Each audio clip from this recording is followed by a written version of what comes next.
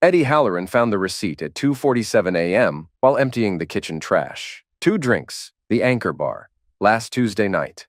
Helena had been home with him watching Netflix. He stood in the dim light of their rental kitchen, holding the crumpled paper between his fingers.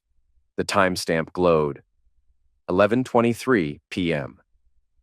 Helena had kissed him goodnight at 10:30, said she was exhausted from wedding planning. The receipt smelled like perfume. Her perfume. Eddie folded it carefully and slipped it into his wallet, next to his daughter's engagement photo. Sarah's face beamed up at him, her arm wrapped around Owen Fletcher's waist. The happy couple, a perfect son-in-law. The man who apparently bought his wife drinks while Eddie slept. The floorboards creaked upstairs. Helena coming back from the bathroom, probably. Eddie closed the trash can and walked to the kitchen window. Outside, the Martha's Vineyard fog rolled across the beach like a gray blanket. 3 days until Sarah's wedding. 3 days until he figured out what the hell was happening to his family. He touched the receipt through his wallet. Evidence. 27 years fixing other people's broken appliances had taught him that every problem had a source. Find the source. Fix the problem. But first, he needed more evidence. "You're up early," Helena said, padding into the kitchen at 6 a.m. She wore the white silk robe he'd bought her for their anniversary, the one that made her look like she was floating. Eddie poured coffee into 2 mugs. "Couldn't sleep. You?" "Same." She accepted the coffee and kissed his cheek. Her lips felt cold. "I keep thinking about everything that could go wrong with the wedding." "Like what?" "Oh, weather, food, the usual bride's mother worries." She sipped her coffee and stared out the window.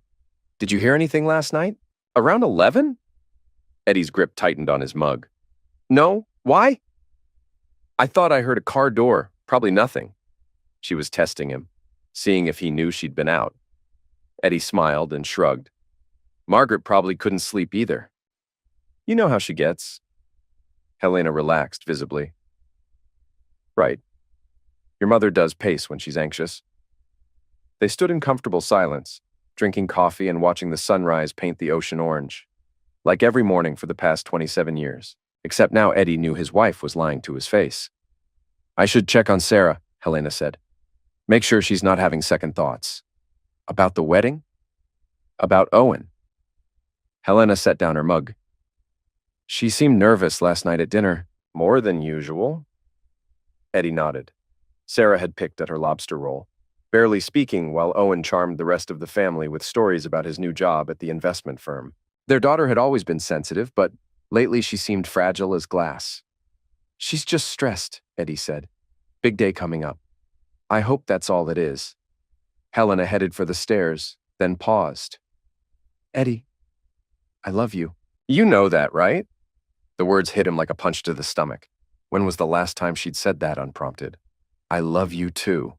She smiled and disappeared upstairs. Eddie waited until he heard her footsteps in Sarah's room, then pulled out his phone. He scrolled through their shared cell phone account, looking at Tuesday night's data usage. Helena's phone had been active from 10:45 p.m. to 12:15 a.m. Location services showed movement from their rental house to downtown Vineyard Haven and back. She hadn't just left the house, she'd driven somewhere that required 45 minutes of phone usage. Eddie deleted his search history and pocketed the phone.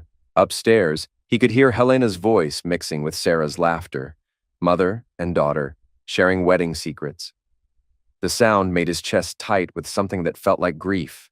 "Eddie, come help me with these boxes," Margaret called from the living room. His mother stood surrounded by cardboard boxes, her silver hair pulled back in the same tight bun she'd worn his entire life. At 65, Margaret Halloran still moved like a woman half her age, all sharp angles and decisive gestures.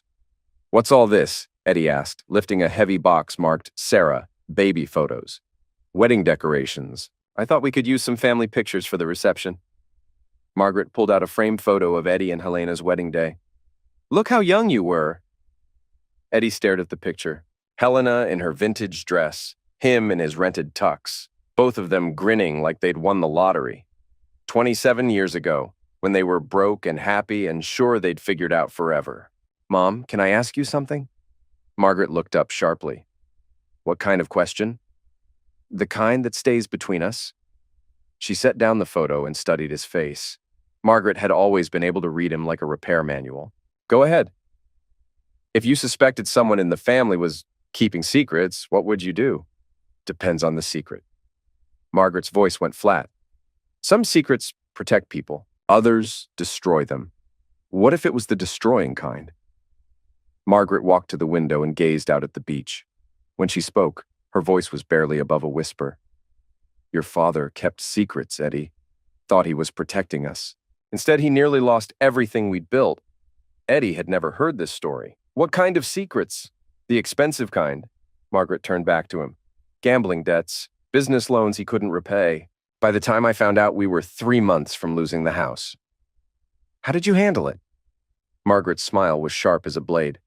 I made some calls, had some conversations. Your father learned that secrets are only powerful if you're the only one who knows them. Eddie felt a chill that had nothing to do with the morning air. What are you saying, Mom? I'm saying that sometimes the only way to protect your family is to know everyone's business before they know you know it. Margaret picked up another photo, this one of Sarah's high school graduation. Whatever you're worried about, Eddie, handle it carefully. This family has survived worse than whatever Helena thinks she's hiding. The words hit Eddie like a slap. What makes you think this is about Helena? Margaret's laugh was dry as autumn leaves. Because you're your father's son, and she's not the first beautiful woman to get bored with a good man's love. Eddie stared at his mother, processing the implications. Margaret knew. Somehow, she already knew. How long have you suspected? Suspected what? Margaret's voice carried a warning. Mom. She sighed and sank into the nearest chair. 3 weeks ago, Helena called me, asked if I'd consider selling the house early, before the wedding. Said they could use the money for Sarah's future. Eddie's blood went cold. The house had been in the Halloran family for 40 years. Margaret had always planned to leave it to Eddie and Charlie when she died. What did you tell her? I told her the house wasn't for sale. Margaret's eyes hardened.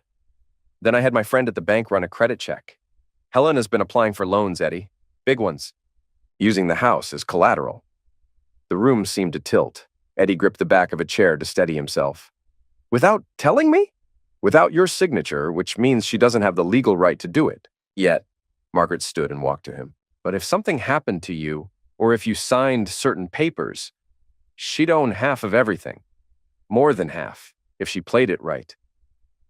Eddie thought about Helena's recent interest in updating their wills, her suggestions about life, insurance policies, her casual questions about his mother's financial planning, puzzle pieces clicking into place with sickening clarity. Eddie, listen to me. Margaret gripped his shoulders. Whatever you're planning to do about this, be smart. Helena isn't just having an affair. She's planning something bigger. How can you be sure? Margaret smiled grimly. Because I taught her everything she knows about real estate. And real estate is just another word for other people's money. Eddie found Owen on the beach at sunset, throwing stones into the surf. His soon-to-be son-in-law wore expensive jeans and a polo shirt that probably cost more than Eddie made in a day. At 24, Owen Fletcher had the kind of easy confidence that came from never having to fix his own problems. Mind if I join you? Eddie asked. Owen startled, then smiled. Of course, Mr. Halloran. Beautiful evening. Call me Eddie. We're going to be family soon. They stood in comfortable silence, watching the waves roll in. Eddie skipped a stone and counted 5 bounces before it sank. Good arm, Owen said. Lots of practice. Brought Sarah here every summer when she was little. Eddie picked up another stone. She loved collecting shells. Had jars full of them in her bedroom? She still does. Our apartment has shells everywhere. Owen's voice went soft when he talked about Sarah. That much seemed genuine. You love her. More than anything. Owen turned to face Eddie. I know I'm not what you probably pictured for her. Different background, different opportunities. But I swear to you, I'll take care of her. Eddie studied the younger man's face. Owen looked sincere, but then again, Helena had looked sincere that morning when she lied about hearing a car door. Owen, can I ask you something, man to man? Sure. Are you in some kind of trouble? Owen went very still. What kind of trouble? Financial, legal, the kind that might make a person do things they wouldn't normally do. Owen was quiet for so long that Eddie thought he wouldn't answer. Finally, he spoke. My family had money once. Lost it all when I was in college. Bad investments, worse luck. I've been trying to build something stable ever since. Is that why you took the job with the investment firm? Partly. Owen threw his stone harder than necessary. Look, Eddie, I'm not proud of my family's mistakes, but I'm not my father. I won't let Sarah suffer for choices she didn't make. Eddie nodded slowly. It sounded rehearsed, like Owen had practiced this conversation in the mirror. What about choices you are making? Owen's head snapped toward Eddie. What do you mean? I mean that sometimes good people make bad decisions when they're desperate, and sometimes those decisions hurt the people they love most. Owen stared at Eddie for a long moment, his face cycling through confusion, understanding, and something that might have been fear. Mr. Halloran, Eddie, if you know something, just say it. Eddie smiled and clapped Owen on the shoulder. I'm just saying that families protect each other, no matter what. You understand? Yes. Yes, I understand. Good. Eddie started walking back toward the house. Dinner's in an hour. Helena's making her famous lasagna.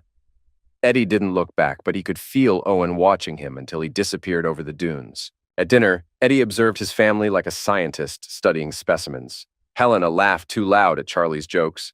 Sarah pushed food around her plate without eating. Owen kept checking his phone. Margaret watched everyone with the sharp attention of a hawk circling prey. So, Owen, Charlie said, refilling his wine glass for the third time. Tell us about this new job. Investment firm, right?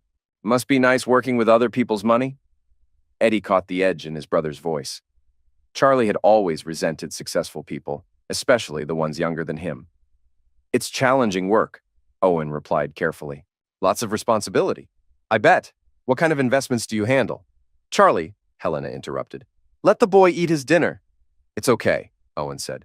Mostly portfolio management for private clients. Some real estate development funding? Eddie's fork paused halfway to his mouth. Real estate development? Small projects mostly. Residential properties, some commercial renovation. Here on the island? Owen hesitated. Some local properties, yes.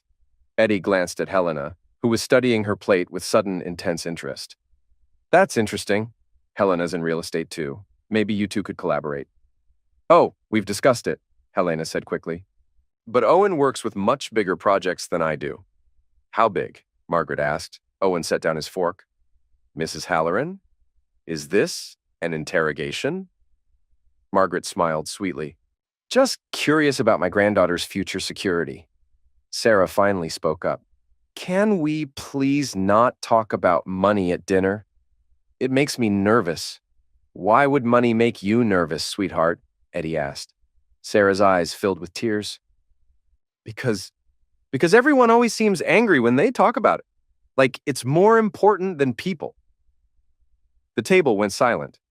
Sarah excused herself and ran upstairs, leaving the adults to stare at each other across the half-eaten lasagna. Nice job, everyone, Charlie muttered. Owen stood to follow Sarah, but Helena caught his wrist. Let me, she said. Mother to daughter. Eddie watched Helena hurry after their daughter, then turned to Owen. She's been emotional lately. The pregnancy, probably? Owen's face went white.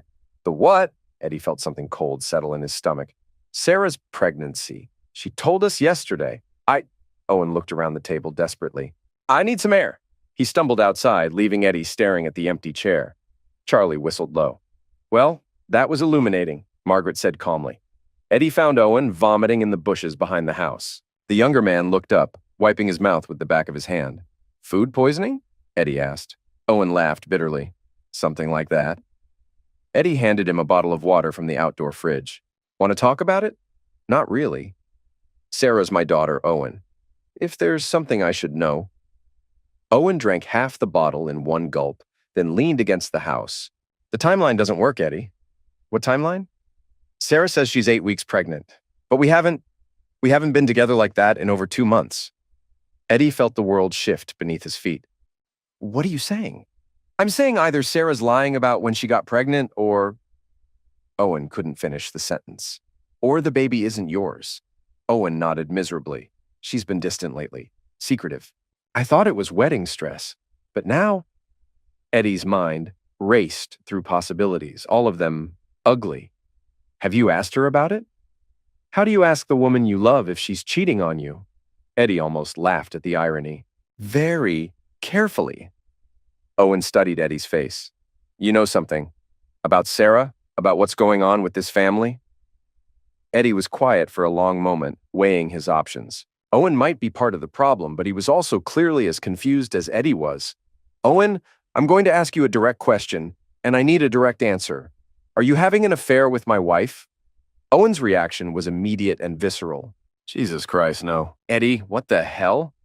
Because if you are, and if Sarah found out, that might explain why she's claiming to be pregnant with your baby when she's actually pregnant with someone else's. Owen stared at Eddie like he'd grown a second head. This is insane. Helena's your wife. Sarah's my fiancée. We're all family. Family members have affairs all the time, Owen. It's not exactly uncommon. Owen was quiet for a long moment, processing. You think Helena's cheating on you? I think someone's lying about something, and I'm tired of being the only person in this family who doesn't know what's going on. Owen ran his hands through his hair. Eddie, I swear to you, I have never touched your wife. Never even thought about it. Eddie believed him. Owen's confusion seemed genuine, his disgust at the suggestion real. Then who? Eddie asked. I don't know, but I'm going to find out. At midnight, Eddie lay in bed listening to Helena breathe beside him. She'd been asleep for an hour, her phone charging on the nightstand within arm's reach. Eddie waited another 10 minutes, then carefully lifted the phone and crept to the bathroom. Helena used Sarah's birthday as her passcode. He'd seen her enter it dozens of times. The phone unlocked on the first try. Eddie scrolled through recent texts, looking for anything unusual. Most were wedding-related. Florists, caterers, the usual chaos of planning a big event. But then he found a thread that made his blood freeze. Eddie stood in the bathroom staring at his wife's phone. He was reading a text exchange with a contact saved only as the letter B. The messages went back for weeks.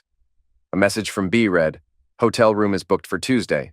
"Same place," Helena had replied. "Can't do Tuesday. Eddie will notice." B wrote back, "Then when? We need to discuss the terms." Helena texted, "After the wedding." Once everything's settled, the reply from B was impatient. "Helena, I'm not going to wait forever. Either you're serious about this or you're not." "I'm serious," Helena wrote. "Just give me time." B questioned her. "Time for what? To change your mind? To decide you'd rather stay married to your boring husband?" Helena's response was pleading. "Don't be cruel. You know this isn't easy for me." B's final message in that exchange was a cold reminder. "Nothing worthwhile is easy. That's what you told me when we started this." Eddie's hands shook as he scrolled further back in the conversation. It became sickeningly clear. Helena was leaving him, not just for an affair, but permanently. And whoever this B was had been helping her plan it for months. But it was the next set of messages, the ones about money, that made Eddie's vision blur with pure rage. B had written, "Margaret's house should appraise for at least $800K. With your half of the divorce settlement and the life insurance policy, you're looking at over $1 million. Helena had replied, "If Eddie signs the papers, he's not stupid." B texted back, "He doesn't have to be stupid. He just has to be trusting." Helena had then asked, "What's that supposed to mean?" And then came the message from B that made the air leave Eddie's lungs. It read, "It means accidents happen, Helena, especially to men who work with dangerous electrical equipment all day." Eddie dropped the phone. He heard it clatter against the bathroom tile. He looked down and saw the screen had cracked, but the conversation was still glowing on the display. Helena wasn't just planning to divorce him. She was planning to eliminate him. And she wasn't planning to do it alone. "Eddie, what was that noise?" Helena's voice came from the bedroom, thick with sleep. Eddie quickly picked up the phone and deleted his search history, his mind racing. "Just dropped my water glass. Go back to sleep." "Are you okay?" "Fine, just clumsy." He set the phone back on its charger and slipped into bed beside his wife. Helena rolled over and draped her arm across his chest, the same way she had for 27 years. "Love you," she murmured against his shoulder. Eddie stared at the ceiling and tried to keep his breathing steady. "Love you too." But now he knew what love meant to Helena. It meant life insurance policies and appraisal values and electrical accidents. It meant planning his death while lying in his arms. Eddie had always been good at fixing things. Tomorrow, he'd start fixing this.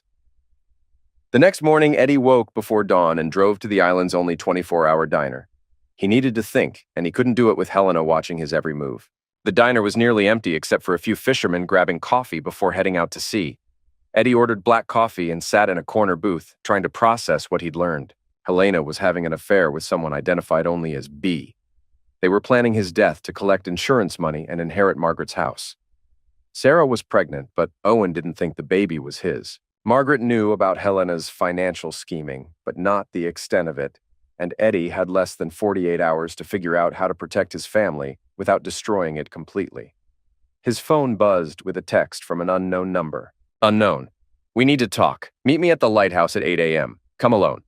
Eddie stared at the message. Only one person would have his number but not be in his contacts. Only one person would want to meet secretly. B. The Vineyard Lighthouse stood on a rocky outcrop 20 minutes from town, surrounded by scrubby beach grass and weathered warning signs about dangerous currents. Eddie arrived 10 minutes early and waited in his truck, watching the access road. At exactly 8 a.m., a black BMW pulled into the parking area.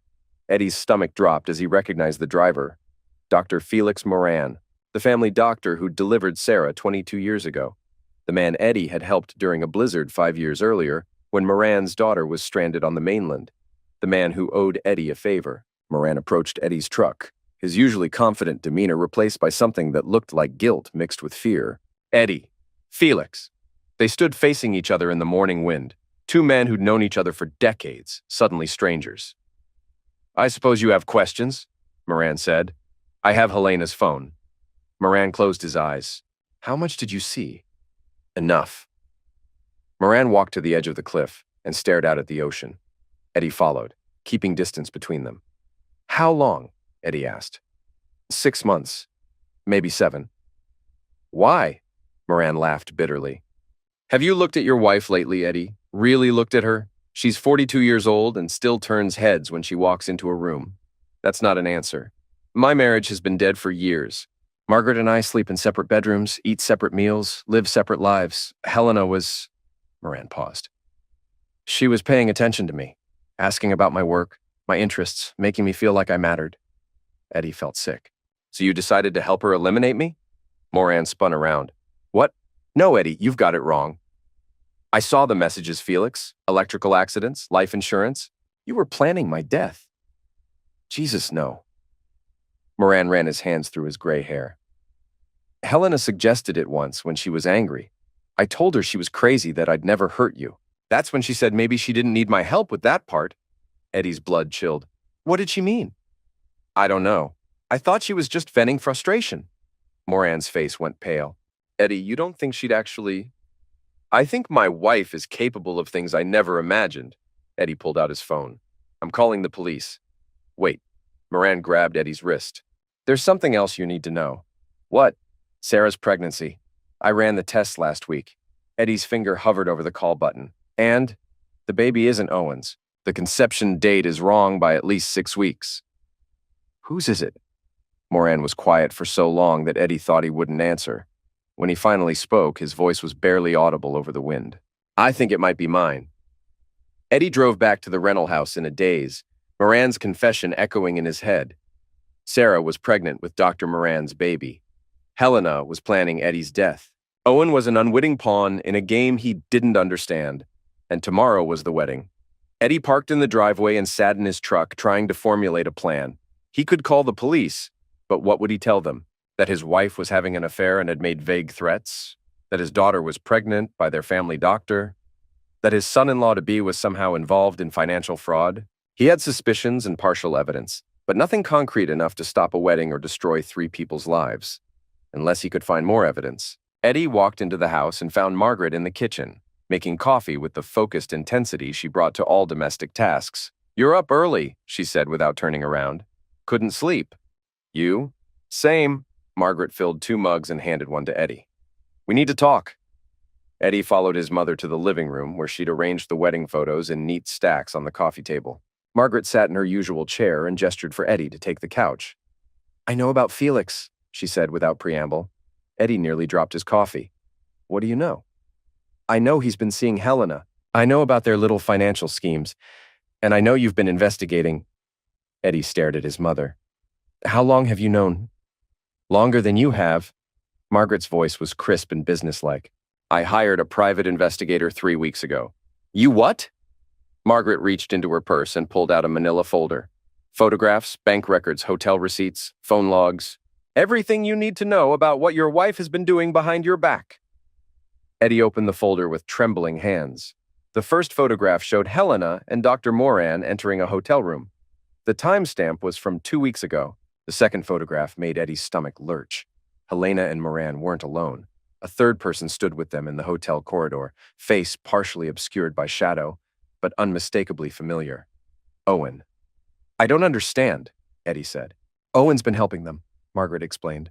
His investment firm has been moving money around, setting up accounts, preparing for Helena's new life after your death. Eddie flipped through more photos. Owen and Helena at a restaurant. Owen and Moran shaking hands outside a bank, the three of them together in what looked like detailed planning sessions. But Owen seemed genuinely surprised about Sarah's pregnancy, and when I asked him about the affair, he was surprised because Sarah's pregnancy wasn't part of their plan, Margaret said. Felix got careless. Now they have a complication that could expose everything. Eddie's mind raced through the implications. So Sarah doesn't know? Sarah doesn't know anything. She thinks she's marrying a man who loves her. She thinks her mother is planning the perfect wedding. She thinks her pregnancy is a blessing. We have to tell her. Do we? Margaret's voice was sharp. Tell her what exactly? That her fiancé is helping her mother plan her father's elimination? That she's pregnant by the family doctor? That her entire world is built on lies? Eddie slumped back against the couch cushions. What's the alternative? Margaret smiled, and Eddie recognized the expression from his childhood. It was the look she got when she decided to take control of a situation. We let them think they're winning, she said. Right up until the moment we destroy them all. The wedding rehearsal took place at sunset on Friday evening. The small stone church overlooked the harbor, its bell tower silhouetted against the orange sky. Sarah wore a simple white dress and looked radiant despite the dark circles under her eyes. Eddie walked his daughter down the aisle, acutely aware that this might be the last time she looked at him with uncomplicated love. At the altar, Owen waited with the nervous smile of a man about to promise his life to someone while secretly planning her father's death. Dearly beloved, the minister began, we are gathered here to rehearse the sacred union of Sarah and Owen. Eddie only half listened to the words. Instead, he watched the faces around him. Helena beamed with maternal pride, playing her role perfectly. Dr. Moran sat in the third row, his medical bag beside him like he was expecting an emergency. Margaret observed everything with the sharp attention of a chess master planning her next move. Charlie stood beside Eddie as best man, fidgeting with his tie and trying not to look drunk. Bridge Collins, Sarah's maid of honor, kept glancing between Owen and Helena with an expression Eddie couldn't read. Eddie, the minister said, this is where you give Sarah away. Eddie looked down at his daughter's upturned face. She smiled at him with complete trust, the same way she had when she was 5 years old and believed her father could fix anything. Who gives this woman to be married to this man? The minister asked. Eddie's voice caught in his throat. Her mother and I do. Sarah squeezed his hand and whispered, I love you, Daddy. Eddie kissed her forehead and placed her hand in Owen's. The younger man's palm was sweaty, his grip uncertain. Take care of her, Eddie said quietly. Owen met his eyes. I will. I promise. Eddie stepped back and rejoined the congregation, wondering if Owen actually believed his own lies or if he was simply a better actor than Eddie had given him credit for. After the rehearsal, the wedding party gathered at a nearby restaurant for dinner. Eddie found himself seated between Charlie and Bridge, directly across from Helena and Dr. Moran. The seating arrangement put him in perfect position to observe their interactions. Helena and Moran were careful not to look at each other directly, but Eddie caught the subtle signals. A slight nod when Helena mentioned tomorrow's timeline. A brief smile when Moran suggested he'd arrive early to check on Sarah. Small confirmations that they were still following their plan. Eddie, Bridge said, leaning closer, can I ask you something? Sure. Bridge glanced around the table, then lowered her voice. Have you noticed anything strange about Owen lately? Eddie's attention sharpened. Strange how? Phone calls at weird hours, meetings that he won't talk about, money appearing in his account that he can't explain. Eddie kept his expression neutral. Money? Sarah mentioned it last week. Owen paid off his student loans suddenly, bought her an expensive engagement ring, started talking about buying a house. She was happy about it, but Bridge shrugged. Where does a guy with no family money suddenly get that kind of cash? Eddie glanced at Owen, who was deep in conversation with Margaret about his job prospects. Did Sarah seem worried about it? Not worried exactly, more like confused. Owen told her he'd gotten a bonus at work, but Sarah said his company doesn't give bonuses to new employees. Eddie filed this information away. Owen was definitely getting money from somewhere, and it wasn't his legitimate job. Bridge, can I ask you to do something for me? What? Keep an eye on Sarah tomorrow. If anything seems wrong, anything at all, call me immediately. Bridge frowned. Eddie, what's going on? I hope nothing, but if something is going on, Sarah's going to need friends she can trust. Bridge nodded slowly. You're scaring me a little. Good. Stay scared. It'll keep you alert. At 11 p.m., Eddie excused himself from the dinner and walked to his truck. Margaret followed him into the parking lot. Ready for tomorrow? She asked. Define ready. Margaret handed him a small digital recorder. Everything they say will be captured. The police will have what they need. Eddie pocketed the device. What if they don't say anything incriminating? They will. People like Helena can't resist gloating when they think they've won. Eddie looked back at the restaurant where his family was toasting Sarah's future happiness with wine and laughter. Mom, what if we're wrong? What if Helena's just having an affair and we're turning it into something bigger? Margaret's expression didn't change. Then we'll have embarrassed your wife and ended your marriage over an infidelity instead of preventing your elimination. I think I can live with that trade-off. Eddie nodded. What about Sarah? Sarah will survive. She's stronger than you think. And Owen? Margaret's smile was cold. Owen made his choice when he decided to help eliminate my son for money. Whatever happens to him, he's earned. Eddie drove home alone, leaving Helena to ride with other family members. He needed time to think, to prepare for tomorrow's confrontation. But when he arrived at the rental house, he found Detective Will Travers sitting on the front porch. Will Travers had been Eddie's friend since high school, back when they'd both been more interested in motorcycles than responsibility. Now Will wore the badge of the Martha's Vineyard Police Department and the tired expression of a man who'd seen too much small-town drama. Eddie. Will stood and extended his hand. We need to talk. About what? About the fact that someone filed a complaint against you today. Harassment, stalking, making threats. Eddie's stomach dropped. Who filed the complaint? Your wife? Eddie sat down heavily on the porch steps. Helena had anticipated his investigation and moved to discredit him before he could expose her. Will, you've known me for 30 years. Do I seem like the type to harass my own wife? Will sat down beside Eddie.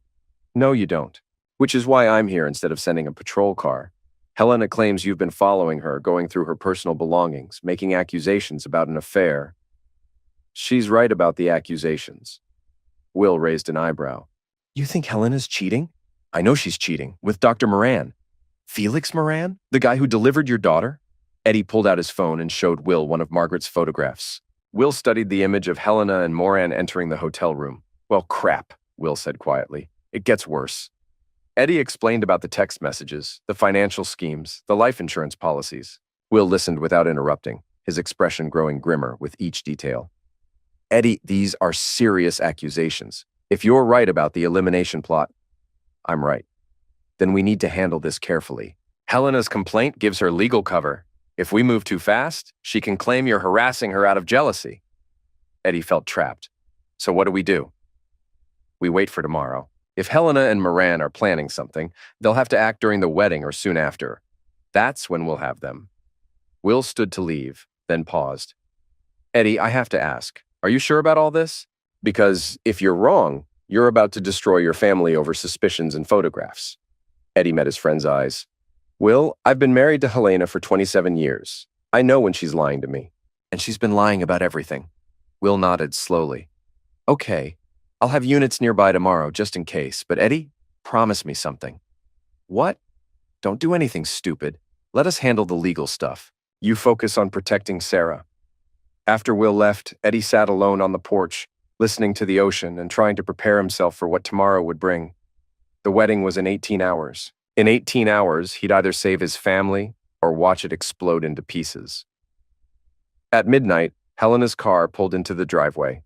Eddie watched through the window as she sat in the driver's seat for several minutes, talking on her phone. Even from a distance, her body language looked tense, agitated. When she finally came inside, her smile was bright and artificial. How was girls' night? Eddie asked. Wonderful. Sarah's so excited for tomorrow. Helena kissed Eddie's cheek, and he caught a whiff of men's cologne that wasn't his. I'm exhausted. Going straight to bed. Eddie waited until he heard the bedroom door close, then activated the recording device Margaret had given him. Tomorrow, every word would be evidence. Wedding day. Eddie woke at dawn to find Helena already gone. Her side of the bed was cold, and her wedding outfit was missing from the closet. A note on her pillow read, "Gone early to help Sarah get ready. See you at the church. Love you." Eddie showered and dressed in his only good suit, the same one he'd worn to his father's funeral 10 years earlier. In the mirror, he looked like a man preparing for another funeral. His phone buzzed with a text from Margaret. "Everything's in place. Remember, let them talk." Another text from Will. "Units are positioned. Stay calm." A third text from an unknown number. "Change of plans. Meet me at the church basement at 10 a.m. Come alone." B. Eddie stared at the last message. Dr. Moran wanted to meet before the ceremony. Either he was getting cold feet or something had gone wrong with their plan. Eddie drove to the church 20 minutes early. The parking lot was already half full of wedding guests, but he found a side entrance that led to the basement. The space was used for Sunday school classes and community meetings, filled with folding chairs and children's artwork on the walls. Dr. Moran was waiting for him, pacing between the chairs like a caged animal. "Felix!" "Eddie, thank God. We need to talk." Eddie activated the hidden recorder. "I'm listening." "This has gone too far. Helena's lost her mind. She's talking about—" Moran couldn't finish the sentence. "About eliminating me?" Moran's face went white. "How did you know?" "I know everything, Felix. The affair, the money, the insurance policies. I know about Sarah's baby. I know about Owen's involvement." Moran sank into a folding chair. "Then you know I never wanted any of this to happen. But you went along with it." "At first, it was just an affair. Helena was unhappy. I was lonely. We found comfort in each other." Moran's voice cracked. "Then Helena started talking about leaving you, about needing money for a new life. I helped her understand the financials, the legal options. When did it turn into elimination?" 3 weeks ago, Helena found out about the pregnancy, realized it would complicate everything. She said we needed a permanent solution." Moran looked up at Eddie with desperate eyes. "I told her I wouldn't be part of it. That's when she brought in Owen." Eddie's blood chilled. "Owen agreed to eliminate me?" "Owen agreed to help stage an accident. Make it look like an electrical mishap at your workshop. Helena said it would be quick, painless." Eddie gripped the back of a chair to keep from falling. His daughter's fiancé had agreed to eliminate him for money. "When?" Eddie asked. "Tonight, after the reception. When you go home to clean up, Owen's going to call you about a problem with the church's electrical system. When you go to fix it." Moran didn't need to finish. Eddie could picture the scene. Him alone in the church basement, working on a fabricated electrical problem, while Owen arranged a fatal accident. "What changed your mind?" Eddie asked. "Sarah." Moran's voice broke. "Yesterday she asked me to be her baby's godfather. She was so happy, so trusting. She called me Uncle Felix and said she wanted her child to know me as family." Eddie felt a surge of pity for the broken man in front of him. "Felix, you have to help me stop this." "How?" "If I go to the police, I'm admitting to conspiracy to commit elimination. I'll lose my medical license, go to prison. If you don't go to the police, I'll be dead by midnight." Moran buried his face in his hands. "There's something else you need to know." "What?" "Margaret's house. Helena found out your mother changed her will last month. Everything goes to a trust for Sarah's children now, not to you and Charlie." Eddie processed this information. "So eliminating me wouldn't give Helena access to the house?" "No, but Helena doesn't know that. Margaret told her the will was unchanged." Eddie's admiration for his mother grew.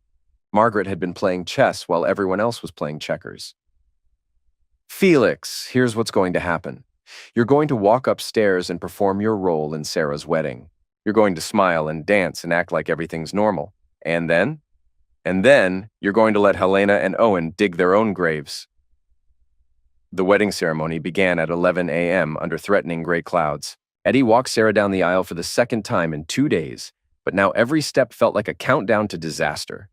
Sarah looked beautiful in her grandmother's wedding dress, altered to accommodate her early pregnancy. She glowed with happiness, unaware that her groom was planning her father's elimination, and her doctor was the father of her unborn child. At the altar, Owen waited with a smile that looked carved from stone. Eddie placed Sarah's hand in Owen's and whispered, "Remember what I said about taking care of her?" Owen's grip tightened. "I remember."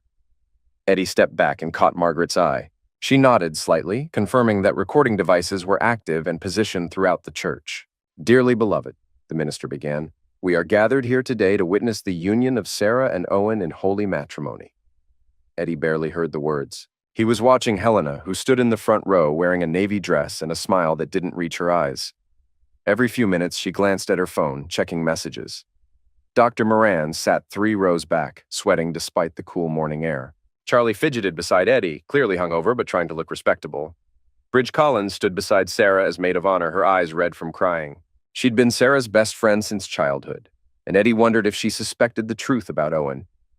"If anyone objects to this union," the minister said, "speak now or forever hold your peace." Eddie's heart pounded. This was his moment. He could stop the wedding, expose Owen's involvement in the elimination plot, save his daughter from marrying a man who'd agreed to eliminate her father. But then he saw Sarah's face, radiant, trusting, happy. Eddie stayed silent. "Owen," the minister continued, "do you take Sarah to be your wife, to have and to hold in sickness and in health, for richer or poorer, until death do you part?" Owen's voice was steady. "I do." "Sarah, do you take Owen to be your husband, to have and to hold in sickness and in health, for richer or poorer, until death do you part?" "I do." Sarah's voice rang clear and strong. "By the power vested in me, I now pronounce you husband and wife. Owen, you may kiss your bride." The kiss seemed to last forever. The congregation erupted in applause. Helena wiped away tears that might have been genuine. Margaret watched everything with the intensity of a scientist observing a crucial experiment. Eddie clapped along with everyone else, playing his role as the proud father, while his heart broke into pieces. The reception was held in the church's fellowship hall, decorated with flowers and fairy lights that made everything look magical despite the storm clouds gathering outside. Eddie gave his father of the bride speech, toasting Sarah's happiness and Owen's promise to love and protect her. "To Sarah and Owen," he concluded, raising his glass, "may your love be as enduring as it is true." The crowd cheered. Owen smiled and nodded his thanks. Helena beamed with maternal pride. Eddie sat down, feeling like he'd just delivered his own eulogy. During dinner, Eddie watched the interactions between his family members and their co-conspirators. Helena and Dr. Moran maintained careful distance, but Eddie caught them exchanging meaningful glances. Owen seemed relaxed now, joking with the other guests and dancing with Sarah like a man without a care in the world. At 8 p.m., Eddie's phone buzzed with a text from Owen. "Electrical problem at the church. Pastor says the basement lights are sparking. Can you take a look after the reception?" Eddie showed the message to Margaret, who was sitting beside him. She read it and nodded grimly. "It's starting," she whispered. Eddie texted back, "Sure. Give me an hour to wrap up here." Owen responded immediately, "Thanks. I'll meet you there to show you the problem." Eddie pocketed his phone and looked around the reception hall. His daughter danced with her new husband. His wife chatted with other mothers, playing the role of proud parent. His family and friends celebrated love and new beginnings while planning his death. At 9 p.m., Eddie stood and approached the head table where Sarah and Owen sat with their wedding party. "Sarah, honey, I need to step out for a few minutes. Owen says there's an electrical problem at the church." Sarah frowned. "Can it wait until tomorrow?" "Pastor's worried about fire hazards. Won't take long." Sarah kissed Eddie's cheek. "Be careful, Daddy." Eddie's throat tightened. "I will, sweetheart. I love you." "Love you too." Eddie turned to Owen. "Ready to show me this problem?" Owen stood and adjusted his tie. "Let's go." The church was dark except for a few security lights when Eddie and Owen arrived. Owen unlocked the main door with a key Eddie didn't know he had. "Pastor gave this to me earlier," Owen explained, as if reading Eddie's thoughts, "in case we needed access for cleanup tomorrow." They walked through the sanctuary, their footsteps echoing in the empty space. Eddie could smell lingering traces of Sarah's wedding flowers and the candles that had burned during the ceremony. "Problems downstairs," Owen said, leading Eddie toward the basement stairs. Eddie followed, his hand resting on the recording device in his pocket. Margaret had positioned backup recorders throughout the church, but Eddie wanted to make sure every word was captured clearly. The basement was darker than the sanctuary, lit only by a few overhead bulbs that cast harsh shadows on the walls. Owen led Eddie to a corner where electrical panels controlled the church's lighting system. "See these sparks?" Owen pointed to a panel that looked perfectly normal to Eddie's experienced eye. "I don't see any sparks, Owen." Owen's demeanor shifted subtly. The friendly son-in-law mask slipped, revealing something colder underneath. "Look closer," Owen said. Eddie approached the panel, knowing this was the moment Owen would make his move. He pretended to examine the wiring while tensing his muscles for whatever was coming. Owen, this electrical system is fine. There's no problem here. Actually, Eddie, there is a problem. A big one. Eddie turned around. Owen stood between him and the stairs, holding a heavy wrench that had been sitting on a nearby workbench. The problem, Owen continued, is that you know too much. Eddie kept his voice steady. About what? About Helena, about the money, about our plans?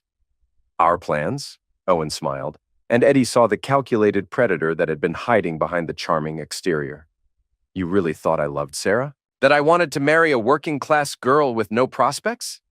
Eddie felt rage building in his chest. Sarah's a wonderful young woman.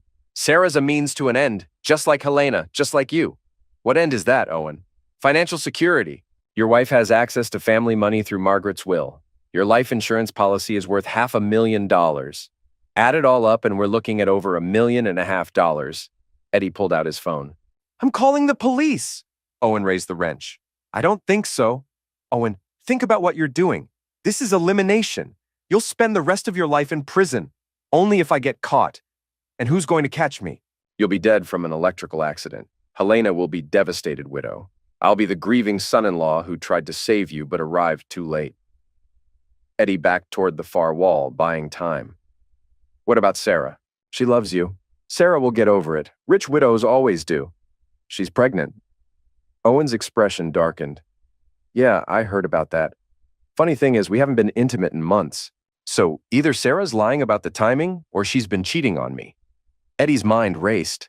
Owen didn't know about Dr. Moran being the father. That information could be leverage. What if the baby isn't yours? Eddie asked. Then I'll deal with that problem after I deal with you. Owen moved closer, the wrench raised above his head. Eddie prepared to fight for his life. Then the basement lights went out. In the darkness, Eddie heard Owen curse and stumble. Eddie used the sound to orient himself and moved away from where Owen thought he was.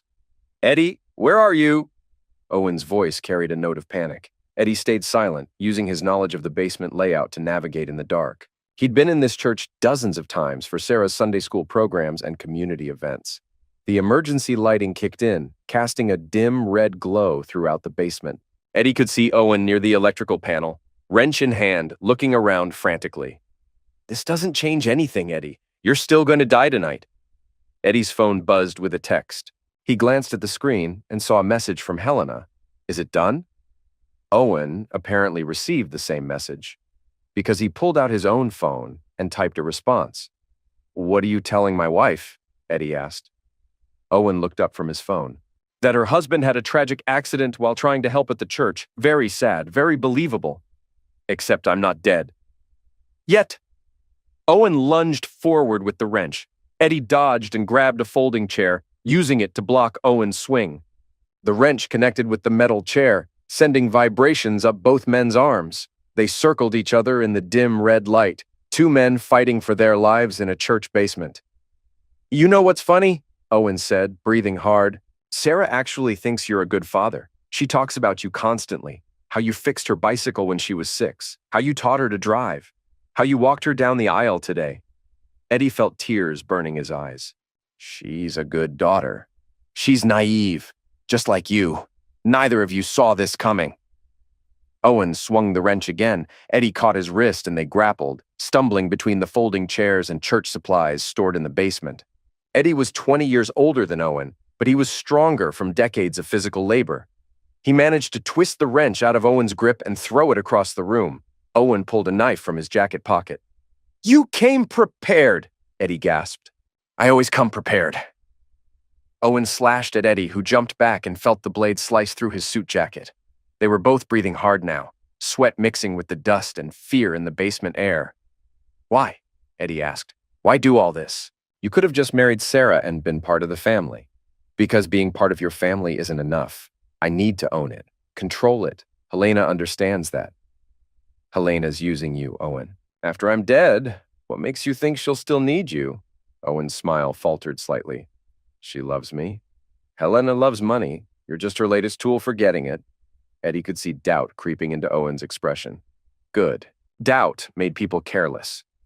Even if that's true, Owen said, it doesn't change anything. You still have to die. Owen lunged with the knife. Eddie grabbed another folding chair and swung it like a bat, connecting with Owen's ribs. Owen doubled over, gasping. Eddie didn't wait. He ran for the stairs. Behind him, he heard Owen recovering, cursing, chasing after him. Eddie made it to the sanctuary before Owen caught up. They faced each other between the pews where Sarah had been married 6 hours earlier. You can't run forever, Eddie.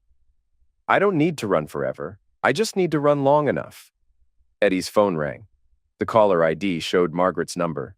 Answer it, Owen said, pointing the knife at Eddie. Tell her everything's fine. Eddie answered the call. Mom? Eddie, where are you? Helena's looking for you at the reception. I'm at the church with Owen. Having some technical difficulties.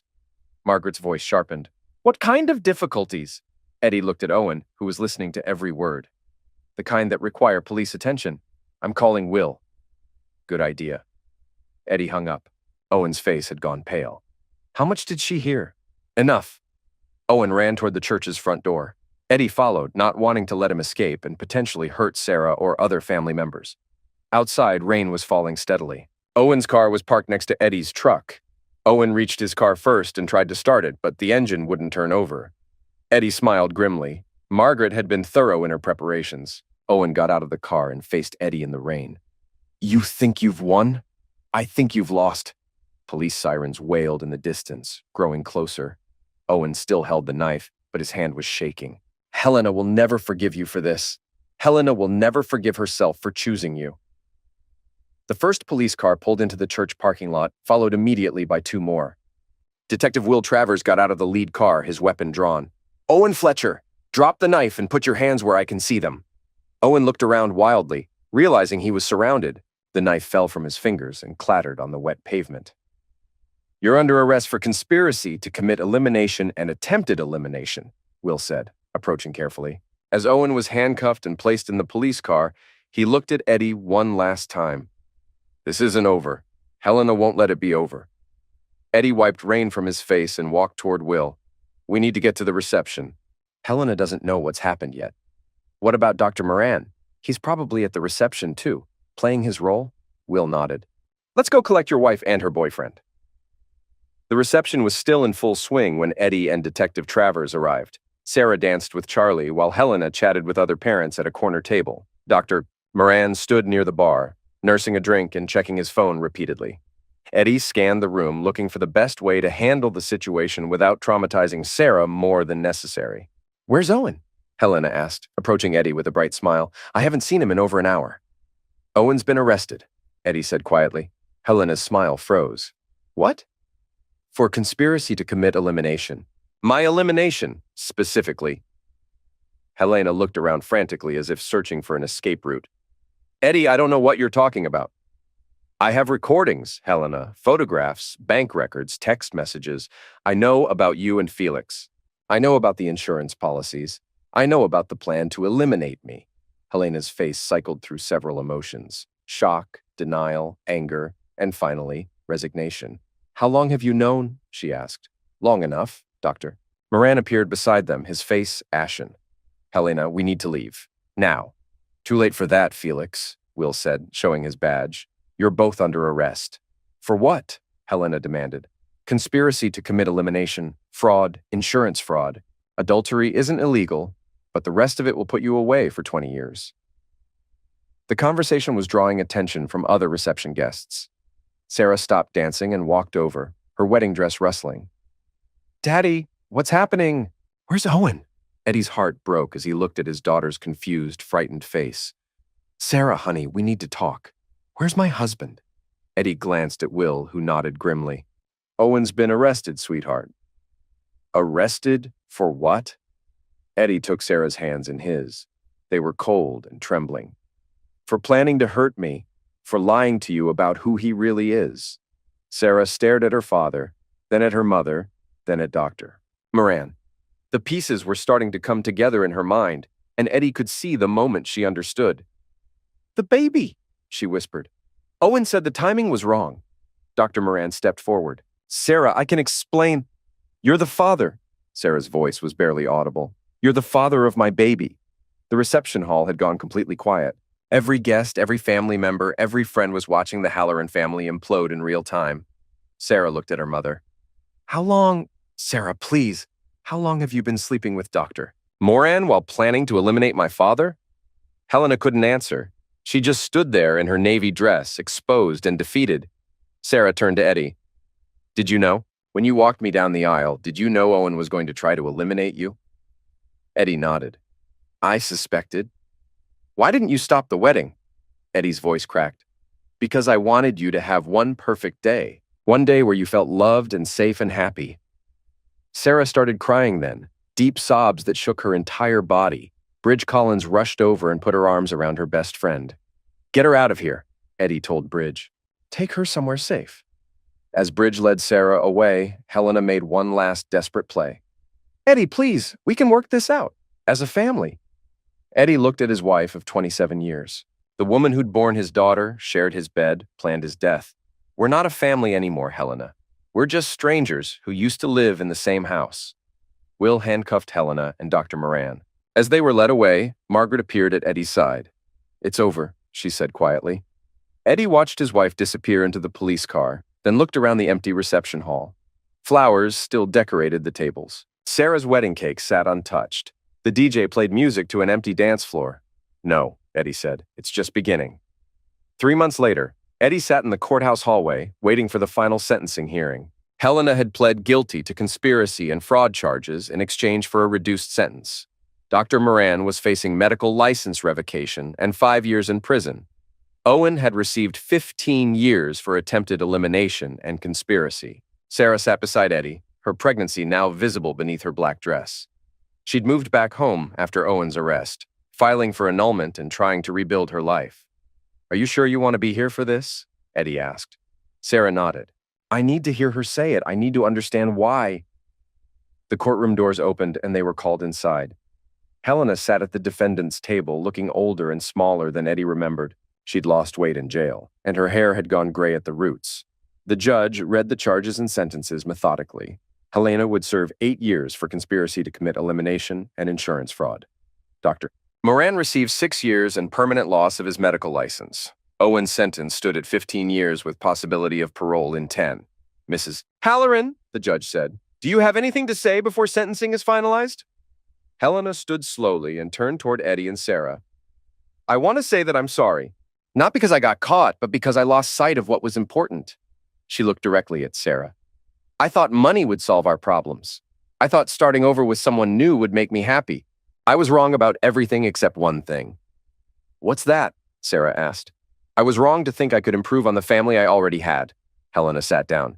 The judge banged his gavel. Sentencing is complete. Court dismissed. As Helena was led away in handcuffs, she looked back at Eddie one last time. He saw regret in her eyes, but also something else. Relief, maybe, or exhaustion. Outside the courthouse, Eddie and Sarah stood in the afternoon sunlight. What happens now? Sarah asked. Now we figure out how to be a family without her.